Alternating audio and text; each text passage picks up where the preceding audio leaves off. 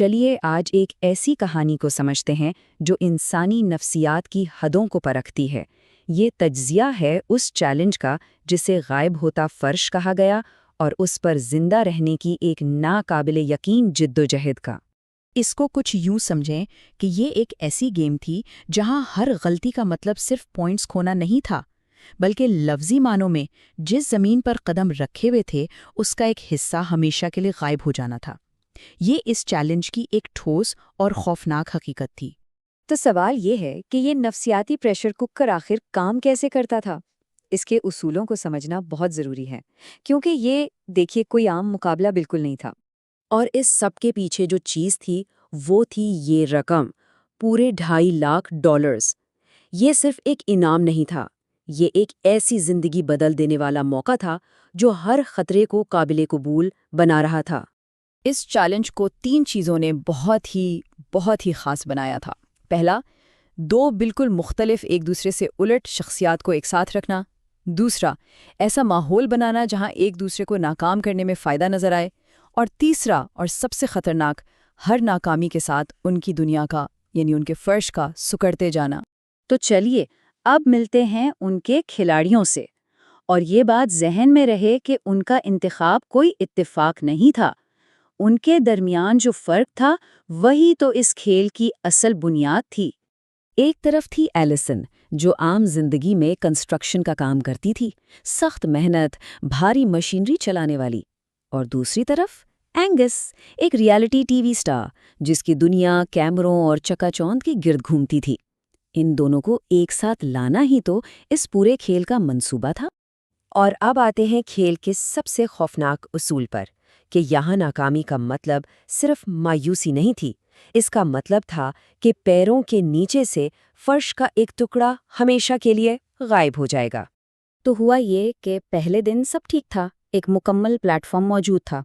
پھر آیا 7واں دن، اینگس سے ایک چیلنج میں غلطی ہوئی اور پھٹ، فرش کا ایک حصہ گیا۔ پھر مزید غلطیاں ہوتی رہیں اور 15ویں دن تک پلیٹ فارم اتنا چھوٹا اور غیر مستحکم ہو چکا تھا کہ اینگس ایک بیلنس بیم چیلنج کے دوران اپنا توازن کھو بیٹھا اور کھیل سے باہر ہو گیا۔ اینگس کے جاتے ہی کھیل کی پوری ڈائنامک ہی بدل گئی۔ ایلیسن اب بالکل اکیلی تھی۔ مقابلہ اب کسی دوسرے انسان سے نہیں تھا، بلکہ خود سے تھا، اپنے ذہن سے، اپنے حوصلے سے۔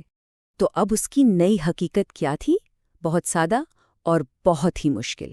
ہر روز اسے بس ایک کام کرنا تھا، تیر کمان سے ایک غبارے کو پھوڑنا۔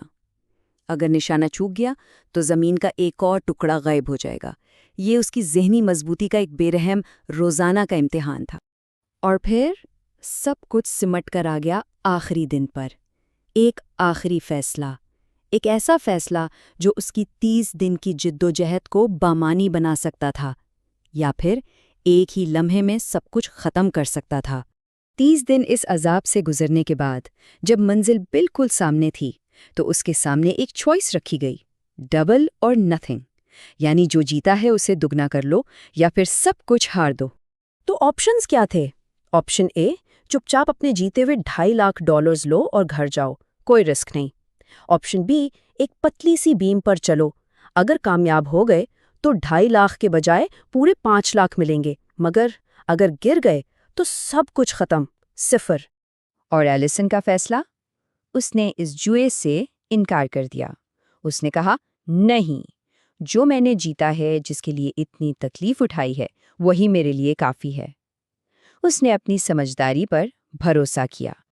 لیکن اصل کہانی تو اب سامنے آتی ہے۔ جب کھیل ختم ہو گیا، کوئی دباؤ نہیں تھا، تو اس نے آرام سے صرف تفریح کے لیے سوچا کہ چلو اس بیم پر چل کے دیکھتے ہیں۔ اور نتیجہ کیا نکلا؟ وہ گر گئیں۔ اس ایک لمحے نے سب صاف کر دیا کہ اس کا فیصلہ صرف صحیح نہیں بلکہ بالکل درست تھا۔ بعد میں اس نے خود یہ بات کہی کہ اگر وہ اپنی انا کی سنتی تو شاید وہ سب کچھ کھو دیتی جس کے لیے اس نے اتنی محنت کی تھی۔ یہ خود کو سمجھنے کا ایک بہت گہرا لمحہ تھا۔ تو یہ پوری کہانی ہمیں ایک بہت بنیادی سوال پر لا کر چھوڑتی ہے کہ جب آزمائش کا وقت آتا ہے تو انسان کو کس چیز پر بھروسہ کرنا چاہیے؟